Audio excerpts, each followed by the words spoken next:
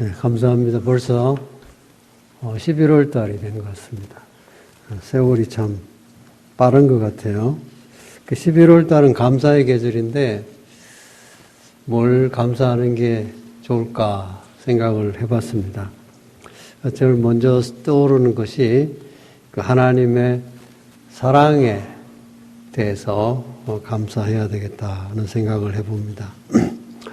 제가 예수를 믿은 가장 중요한 까닭은 하나님의 그 공의 때문에 예수를 믿은 게 아니고 하나님의 사랑 때문에 예수를 믿게 됐습니다. 제가 목회를 처음 시작할 때 젊을 때였는데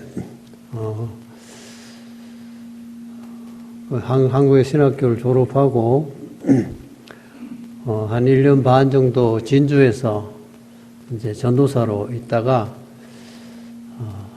이제 미국에 유학을 왔어요. 와가지고 84년도에 제가 나이 30에 미국 와서 이제 뭐 교육 전도사부터 시작해서 다시 이제 교회 사역을 시작했죠. 그러다가 이제 몇 년 후에 노록에서 교회를 개척하게 됐는데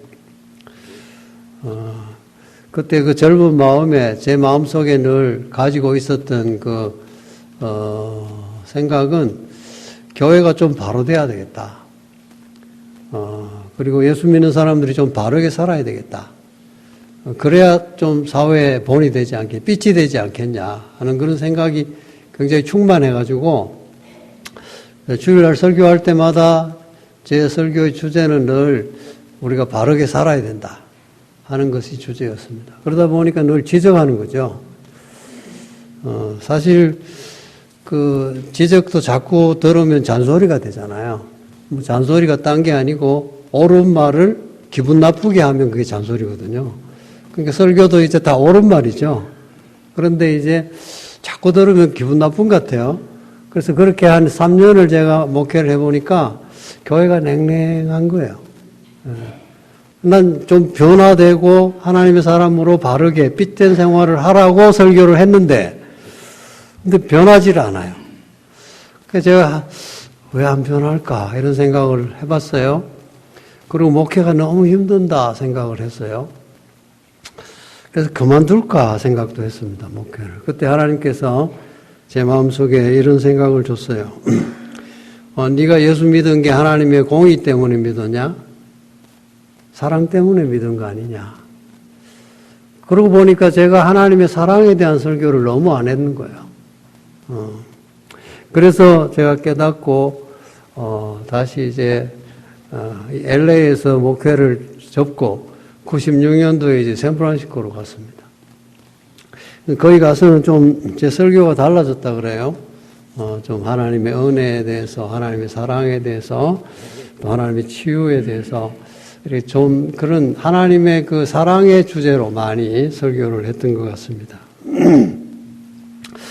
그러니까 오히려 제가 뭐 이렇게 바뀌어라, 좀 바르게 살아라, 뭐 이렇게 별로 얘기 안 했는데도 불구하고 사람들이 하나님의 사랑을 감격하면서 그 하나님의 사랑에 감동이 되니까 사람이 바뀌기 시작하더라고요. 예. 야, 그래서 목회가 재밌다 이런 생각을 그때는 해봤습니다. 사실 우리가 옛날 이솝 이야기 중에 이런 얘기 있잖아요. 바람하고 태양이 이제 서로 저 사람 지나가는 사람의 옷을 누가 빨리 벗기나 내기를 했자는 거 아닙니까? 근데 바람이 이제 막 세게 불었어요. 그러면 이제 옷이 날아가서 빨리 벗겨지겠지 이 생각을 했는데 바람이 막 세게 부니까 사람이 옷을 여미는 거죠. 날아갈까 봐 추운데 지금 옷까지 벗겨지면 안 되잖아요. 그러니까 이제 옷을 더 여미는 거죠. 그래서 못 벗겼어요. 태양 차례가 됐어요. 태양이 이제 따뜻하게 이제 딱 비춰주니까 이 사람이 더워가지고 그냥 옷을 스스로 다 벗더라는 그런 얘기를 우리가 알고 있죠. 제가 아버지를 굉장히 미워했습니다.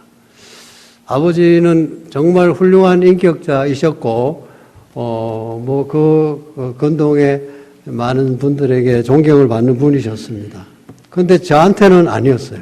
왜냐하면 너무 엄격하시니까 질식해서 더 이상 아버지하고 같이 못 살겠더라고. 그래가지고 제가 초등학교를 졸업하고 경주에서 대구로 도망을 갔습니다. 그래서 대구에서 중학교, 고등학교를 다닐 때 너무 좋은 거예요. 아버지가 없으니까 너무 좋은 거예요. 아침에 늦잠 자도 되고, 아침에 아버지는 일찍 깨워가지고 1시간씩 예배 드리지 그러니까 미치겠더라고요, 그때는. 그러다가 이제 대학을 가니까, 또 너무 좋은 거예요. 대학 가니까 주변에 아버지하고 아는 사람 없지. 그러니까 참 자유롭게 살다가 제가, 신학교를 갔어요. 신학교에 가서 1학년 때, 아버지의 사랑을 깊이 느끼고 체험하는 그런 계기가 있었습니다. 아버지가 나를 그렇게 사랑한다는 생각을 별로 못 해봤거든요. 엄격하시기만 했으니까. 근데 그 아버지가 자기 모든 걸 희생하시면서까지, 다 내려놓으시면서까지 저를 사랑하신다고 하는 그 놀라운 일을 경험하면서 그때부터 아버지가 좋아지기 시작했고, 아버지가 존경스럽고 그 아버지를 사랑하게 됐습니다. 이런 저의 삶의 변화가, 제게는 굉장히 참 중요한 일이었다고 생각합니다. 다시 말하면, 옳다, 그러다, 이런 게 중요한 것 같지만, 그보다 더 중요한 게 사랑이라는 거예요. 하나님도 공의의 하나님이시죠. 그렇지만, 하나님께서 우리를 구원하실 때 공의의 잣대를 가지고 구원하신 거 아니에요. 사랑으로 우리를 구원해 주신 거죠. 우리가 살아가면서 사랑처럼 귀한 것이 없음을 깨닫습니다. 그러나 많은 사람들이 젊을 때는 돈 버는 게 더 중요하고 출세하는 게 더 중요하고 세상에서 잘 되는 것이 더 중요하니까 사랑 따위가 그렇게 중요하다고 생각하지 않습니다. 그런 나이가 들고 이제 죽을 때가 다 돼가면 사람들이 힘이 없어지죠. 그리고 사실 돈도 그렇게 그게 그렇게 중요하다. 또 건강이 중요하지만 건강이 그렇게 중요하다는 생각보다는 내가 그동안 후회하면서 살았던, 그 사랑하지 못하며 살았던, 가족들을 사랑하지 못하고, 아내를 사랑하지 못하고, 또 주변 사람들을 사랑하지 못하며 살았던 것을 후회하잖아요. 그 나중에 깨닫는 거죠. 그러면 늦은 거죠. 제가 TV를 보니까 자연인이라는 방송을 하는데 가끔 봐요. 거기 보면 산에 들어가서 혼자서 살잖아요. 사는데 지난번에 보니까 군인 출신이 한 사람 이제 아내와 사별하고 그리고 이제 산에 들어온 것 같아요. 들어와서 하는데 이제 이런저런 얘기하다가 아내 얘기를 하면서 그런 얘기를 하더라고요. 내가 옛날에 너무 몰랐다고 아내를 생각하고 배려하는 일을 하지 못하고 내 마음대로, 내 욕심대로, 내 하고 싶은 대로 다 하며 살았다고. 그때 아내의 마음이 얼마나 아팠을까. 그런 얘기를 하면서 눈물을 흘리다. 그러고 내가 다시 아내를 만난다면 내가 아내가 하고 싶은 대로 다 해주고 살겠습니다. 이렇게 얘기하더라고요. 죽고 난 다음에 그런 얘기하면 무슨 소용이 있어요, 그게. 살아 계실 때 해야지. 그렇잖아요? 예. 우리가 하나님에 대한 사랑 때문에 우리가 구원을 받았고, 그리고 그 사랑 때문에 우리가 또 이웃을 사랑하면서 살아가게 되는 것이죠. 그래서 이 사랑이 있을 때 하나님을 알게 된다는 거예요. 왜? 하나님은 사랑이시니까. 여러분, 자녀들은 다 아버지, 어머니의 DNA를 가지고 태어나거든요. 그게 유전이잖아요. 마찬가지로 우리가 믿음도 마찬가지예요. 믿음도 하나님의 자녀들은 하나님의 DNA가 있는데 그게 뭔가 하면 사랑이에요. 하나님은 사랑이라고 오늘 본문에 말씀하시잖아요. 하나님은 사랑이신데 나는 사랑이 없다. 하나님의 자녀가 아니죠. 아무리 제가 하나님의 자녀다 아무리 큰 소리 쳐도 사랑이 없으면 하나님의 자녀라고 볼 수 없다고 요한은 얘기하고 있는 것입니다. 사도 요한은 우리가 사랑해야 되는 이유에 대해서 오늘 본문에 7절에 보면 이렇게 말합니다. 사랑하는 자들아 우리가 서로 사랑하자. 사랑은 하나님께 속한 것이니 사랑하는 자마다 하나님께로 나서 하나님을 알고 그랬습니다. 사랑하는 자마다. 그러니까 하나님의 자녀가 되면 사랑하게 돼 있다는 거죠. 당연히. 왜요? 그 하나님의 엄청난 사랑을 체험했으니까. 그 사랑이 가득 차 있으니까. 건드리면 사랑이 나오는 거죠. 우리가 서로 사랑해야 하는 이유는 사랑은 하나님께 속했기 때문입니다. 이런 사랑의 근원이 세상에서부터 온 것이 아니라 하나님께 온 것이라는 것이죠. 빛이 태양으로부터 비추어지듯이 사랑은 하나님의 본질 자체에서 나온다고 오늘 본문은 말씀하십니다. 사랑은 하나님께 속한 것이기 때문에 우리는 서로 사랑해야 합니다. 하나님은 사랑의 하나님이시기 때문에 그렇습니다. 하나님은 사랑이시기 때문에 우리를 사랑하셨습니다. 사도 요한은 우리가 먼저 하나님을 사랑한 게 아니라 하나님이 먼저 우리를 사랑했다. 그렇게 말했습니다. 오늘 본문 10절에 보면 사랑은 여기 있으니 우리가 하나님을 사랑한 것이 아니요 오직 하나님이 우리를 사랑하사 우리 죄를 위하여 화목제로 그 아들을 보내셨음이라 그렇게 말씀을 했습니다. 하나님께서는 독생자 예수 그리스도를 세상에 보내심으로 하나님의 사랑을 우리들에게 실질적으로 확정해 보여주셨습니다. 하나님께서는 우리를 사랑하셨기 때문에 우리가 회개하기 전에 미리 우리를 위해서 구원의 길을 열어놓으신 것입니다. 우리가 죄를 범하여 잘못했음에도 불구하고 우리를 위해서 아들을 먼저 세상에 보내셨다고 말씀하십니다. 아브라함이나 모세나 다른 선지자나 천사들을 보내시지 않고 그의 독생자 예수 그리스도를 보내셨습니다.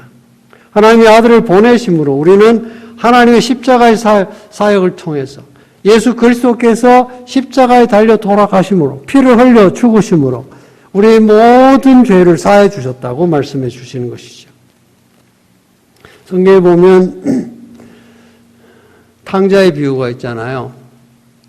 그 탕자 비유의 주인공은 그 둘째 아들 탕자가 아니라 그 아버지거든요.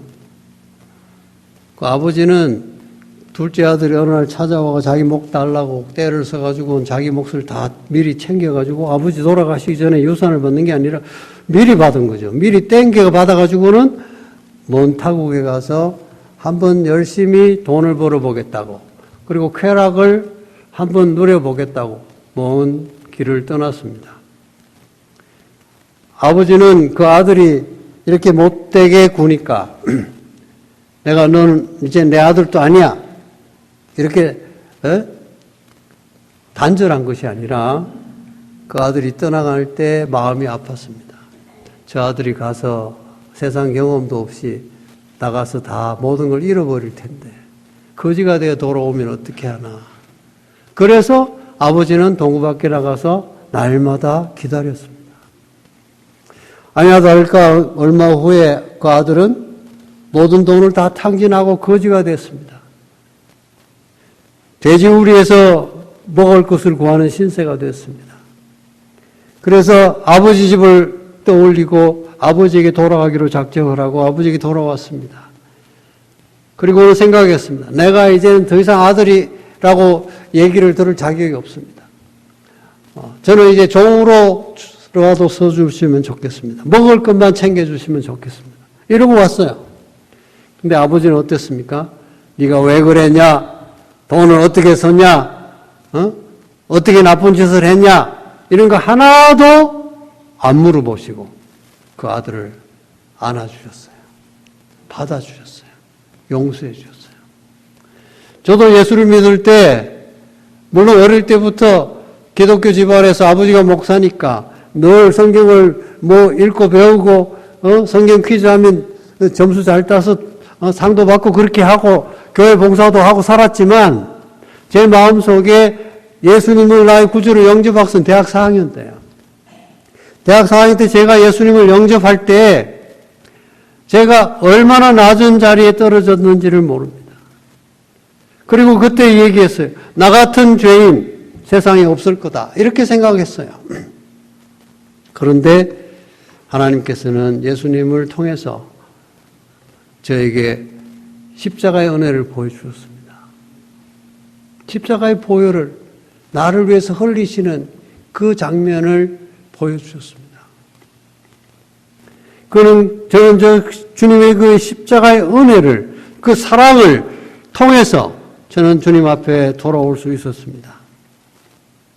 로마서 5장 8절에 보면 우리가 아직 죄인 되었을 때 그리스도께서 우리를 위해서 죽으심으로 하나님께서 우리에 대한 자기의 사랑을 확정하셨다.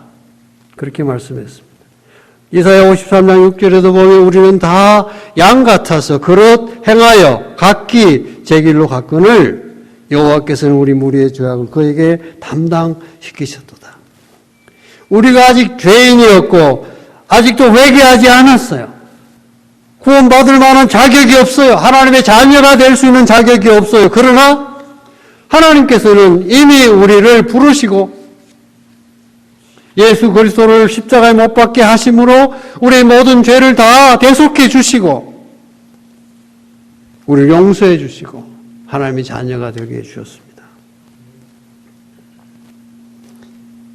이 하나님의 무조건적인 사랑과 선택을 깨달을 때 우리는 감격하지 않을 수 없어요. 그리고 내 모든 죄가 다 드러나게 될 때 모든 걸 다 주님 앞에 내려놓고 눈물로 회개합니다.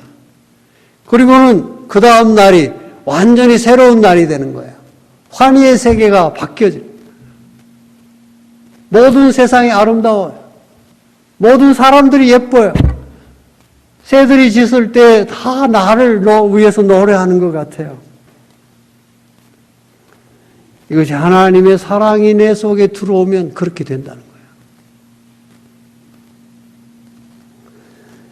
그러면서 주님께서 우리에게 말씀하십니다. 이렇게 사랑을 입은, 하나님의 사랑을 입은 우리는 어떻게 해야 돼? 서로 사랑해야 된다. 이렇게 말씀하십니다. 사랑을 실천하는 삶을 살아야 된다. 말과 혀로만 하는 것이 아니라 행함과 진실함으로 사랑해야 된다고 말씀하십니다. 사랑의 실천은 그리스도인이 마땅히 해야 될 의무입니다. 옵션이 아니에요. 해도 되고 안 해도 되는 게 아니에요. 왜냐하면 우리는 하나님의 사랑을 이미 받았잖아요.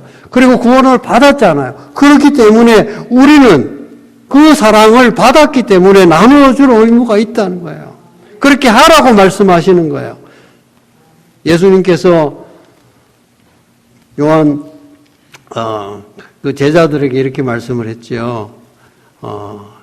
내가 너희들에게 계명을 주겠다. 그러면서 이 모든 성경에 있는 모든 그 계명들을 통칭해서 하나로 묶어서 얘기하면 뭐냐 하면 하나님 사랑하는 거하고 이웃 사랑하는 거다. 그렇게 말씀했어요. 하나님 사랑을 어떻게 해야 되느냐? 마음을 다하고 뜻을 다하고 목숨을 다해서 사랑해야 된다. 이렇게 말씀하셨어요. 여러분, 계명을 지키는 것은 사랑하는 거예요. 왜?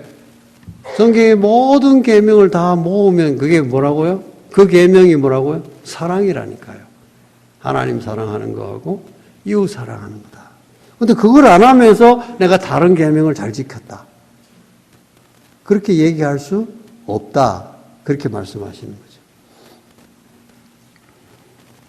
하나님의 사랑은 어떻게 나타날까요? 대체로 우린 예배와 순종으로 나타납니다. 다니엘은 하나님을 사랑했기 때문에 하나님께 예배하는 것에 타협하지 않았고 사자굴에 던져졌습니다.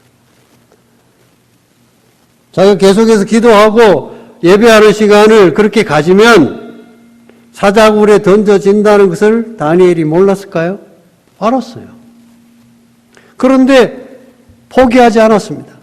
타협하지 않았습니다. 왜요? 하나님을 사랑했기 때문이죠. 다니엘의 세 친구 사드락과 메삭과 아벳느고도 극렬히 타는 풀무불 속에 던져지는 걸 알았습니다. 그러나 우상에게 절하기를 거부했어요. 왜요? 하나님을 사랑했기 때문에. 아브라함은 하나님께 순종해서 백세에 얻은 가장 사랑하던 독자 이삭을 번제로 드릴 수 있었습니다. 왜요? 하나님을 사랑했기 때문이죠. 마리아는 뜻을 다해 주님을 사랑했기 때문에 전 재산인 옥합을 깨뜨려 예수님의 머리에 향유에 부을 수 있었습니다. 여러분, 우리가 남은 생애를 어떻게 살아가겠습니까? 이 하나님의 사랑이 여러분들에게 가슴에 남아 있습니까? 아직도 내가 그 하나님을 사랑하는 마음이 가득합니까? 그리고 그 하나님이 지금도 나를 사랑하고 계신다는 사실을 깨닫고 있습니까? 그렇다고 하면 우린 자연히 이웃을 사랑하게 되어 있습니다. 하나님을 경외하는 자세로 내 이웃 사람들을 사랑하는 것이 참다운 이웃 사랑이라는 거죠. 그게 참 어떻게 보면 이걸 억지로 하자면 무지하게 어렵습니다. 여러분 사랑하고 싶지 않은데 사랑해야 된다고 한번 생각해 보세요. 그거만큼 어려운 일이 없을 거예요. 여러분 선교사님들이 정말 목숨을 걸고 가서 복음을 전하잖아요. 그게 쉬운 일이겠어요? 쉽지 않죠. 그렇지만 그 사람들이 그렇게 해요. 왜요? 하나님의 사랑을 너무 뜨겁게 받아서. 내가 주님을 위해서 할 수 있는 일이 뭘까? 주님 부르시면 선교사로 가겠습니다. 이렇게 일어나서 헌신한 사람들이에요. 그리고 갔어요. 복음을 전해요. 그때마다 주님의 사랑을 전가할 때마다 그들의 마음에 억지로 한다고 하면 얼마나 힘들겠어요. 그러나 그 하나님의 사랑이 너무 크기 때문에 그 사랑을 가지고 가서 그들에게 하는 거예요. 자연스럽게 하는 거예요. 기쁨으로 하는 거예요. 그게 행복해요. 그러니까 하는 거예요.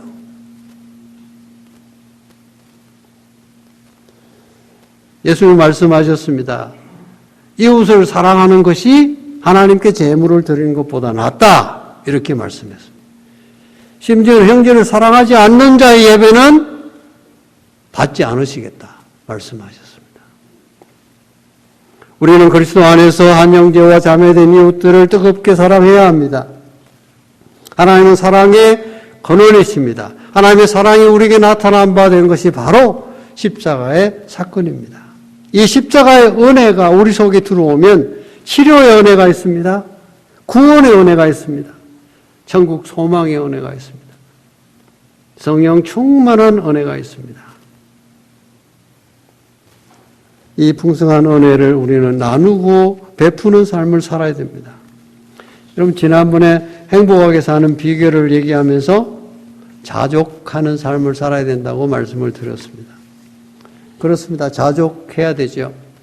그건 조금 수동적인 방법이고 좀 더 긍정적인 방법은 우리가 행복해지는 방법은 사랑하는 겁니다. 사랑을 받을 때 행복해요. 그렇죠?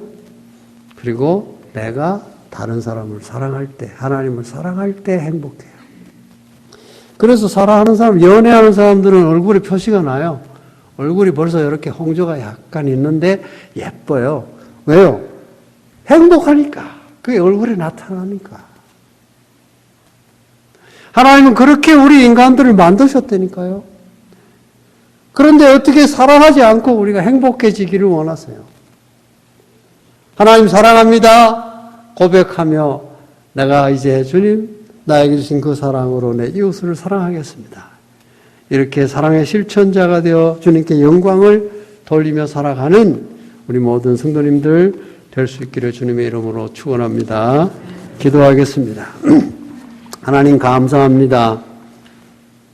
우리를 사랑해 주셔서 감사합니다.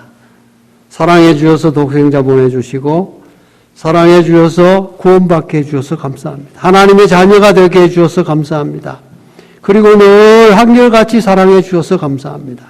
우리도 받은 바 그 은혜 사랑을 깨달으며 이웃을 사랑하며 살게 하시고 그래서 우리 무리에타 한인 장로교회가 사랑이 넘치는 행복한 교회가 되게 하여 주시옵소서. 감사하고 예수님 이름으로 기도드리옵나이다.